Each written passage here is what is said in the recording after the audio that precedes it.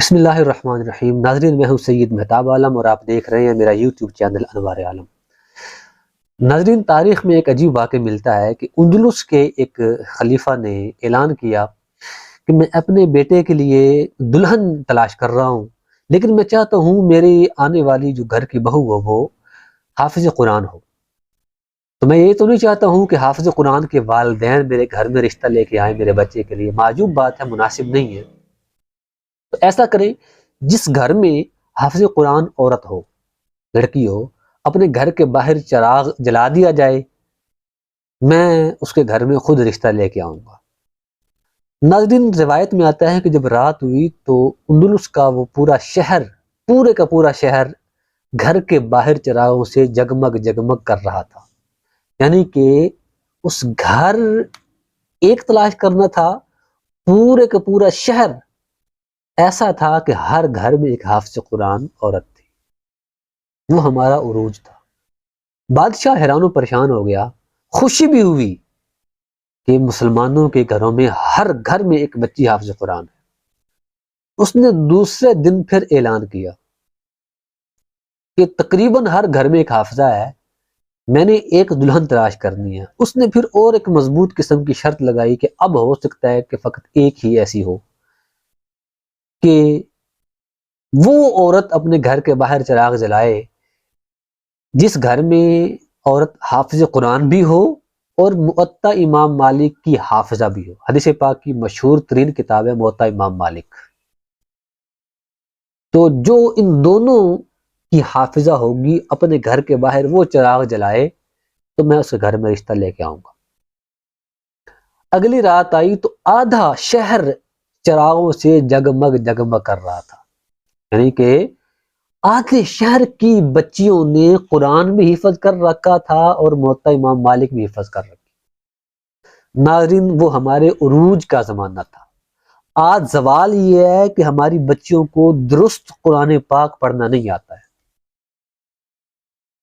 ناظرین، اندلس کے زمانے کا ہی واقعہ ہے کہ ایک شادی شدہ خاتون دوسری شادی شدہ خاتون کو اس بات پہ شرم اور آر دلاتی تھی کہ تمہارے خاوند کا گھوڑا موٹا تازہ ہے۔ کیوں؟ کہ وہ جہاد پر نہیں جاتا، اس کو زخم نہیں لگے ہوئے۔ اگر وہ جہاد پر جاتا تو اس کے گھوڑے کو زخم لگے ہوتے۔ ایک بہن دوسرے عورت کو، دوسرے اپنے سہیلی کو یہ شرم دلاتی تھی کہ تمہارے بھائی کے جو تلوار ہے اس پر زنگ لگا ہوا ہے، اس پر خون نہیں لگا ہوا۔ کیوں؟ اگر وہ جہاد پر جاتا تو تلوار پر زنگ نہ لگا ہوتا اور خون آلود تلوار ہوا کرتی۔ آج کل کی عورتیں ایک دوسرے کو جو شرم اور آر دلاتی ہیں، وہ اس بات پر دلاتی ہیں کہ تمہارے خاوند کا کاروبار نہیں ہے، تمہارے خاوند نے تمہیں تحفہ دیا ہے کہ نہیں دیا، تمہارے کپڑے اچھے نہیں ہیں، تمہارا مکان اچھا نہیں ہے، تمہارے بچوں اور بچیوں کا سکول اچھا نہیں ہے۔ اس بات پہ دلاتی ہیں۔ یہ چیز اس امت کو لے دے کے بیٹھ گئی۔ مادی ترقی اور مادی چیزوں کی طمع اور لالچ نے اس امت کا بیڑا غرق کر دیا ہے۔ جب خواتین خود اپنے خاوندوں پر سختی کرتی تھی کہ جہاد پر جاؤ، جب بہنیں اپنے بھائیوں کو لاڈ کر کر کے جہاد پہ بھیجا کرتی تھی اور دین کی تربیت کے لیے مقابلے کیا کرتی تھی، وہ زمانہ عروج کا تھا۔ آج آپ کے سامنے ہی ہے کہ عورت اپنے خاوند کو کس چیز پر مجبور کرتی ہے۔ وہ کتنی ہی بدبخت اور منحوس عورت ہے جو اپنے خاوند کو مجبور کرتی ہے کہ ہمیں کھانا پینا اچھا کر کے دو، جہاں مرضی سے کر کے دو، اور وہ بیچارہ خاوند پھر کیا کرتا ہے؟ حلال بھی کماتا ہے، حرام بھی کماتا ہے کہ اس عورت کا میں نے منہ بند کرنا ہے، اس کی زبان بند کرنی ہے، مگر نے میرا جینا حرام کرنا ہے۔ ناظرین، امت میں تباہی اور خرابی کا ایک جو بڑا دروازہ ہے، جہاں سے خرابی آئی ہے، جہاں سے شر آیا ہے، وہ خواتین کی بے جا فرمائشی ہے، وہ اچھی خواتین کا نہ ہونا ہے، صبر اور شکر کرنے والی عورتوں کو نہ ہونا ہے۔ وہ زمانہ بھی تو تھا کہ پورے کا پورا شہر اس کی بچیاں حافظ قرآن تھی، آدھا شہر موطا امام مالک کا حافظ تھا۔ آج کہاں ہے؟ آج بچے کو قرآن پاک درست پڑھنا نہیں آتا، حافظ قرآن ہونا تو دور کی بات ہے، بہت کم حافظ قرآن، اور پھر احادیث کی کتاب کا حافظ ہونا ایک تو ثانوی حیثیت رکھتا ہے ان کی نگاہوں میں۔ دنیاوی تعلیم میں ماہر ہوتی ہیں، دینی تعلیم میں ناکام ہوتی ہیں۔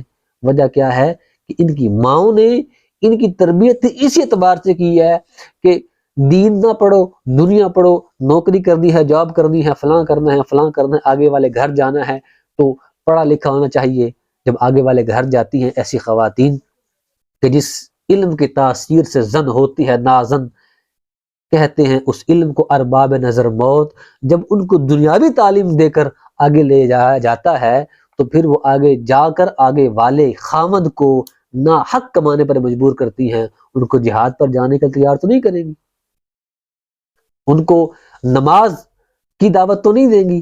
آج کی عورتیں کبھی یہ اپنے خامندوں کا مقابلہ نہیں کرتی کہ میرا خامند نماز ہے تمہارا نہیں ہے، میرا خامند عالم ہے تمہارا نہیں ہے، میرا خامند صدقہ و خیرات اتنی کثرت سے کرتا ہے تمہارا نہیں کرتا ہے، میرا خامند داڑھی والا ہے تمہارا نہیں ہے، میرا خامند شرعی حلیے والا ہے تمہارا نہیں ہے۔ مقابلے الٹی چیزوں میں کرتی ہیں، دنیاوی معاملات میں کرتی ہیں، دینی معاملات میں نہیں کرتی ہیں۔ عورتوں کو اگر مقابلہ کرنا ہے تو اپنے خامدوں کا تو ان کو دینی معاملات میں کرنا چاہیے۔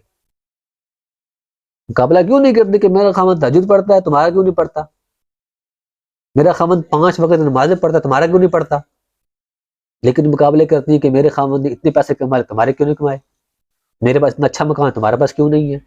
جب یہ چیزیں امت میں آ گئی ہیں اس وقت سے امت ذلیل ہونا شروع ہو گئی ہے۔ اللہ تبارک و تعالیٰ کی بارگاہ میں دعا ہے کہ ہماری امت کی ماؤں بہنوں بیٹیوں کو دین کا در رکھنے والے بنائے، آمین، بجاہ النبی الامین صلی اللہ علیہ وسلم۔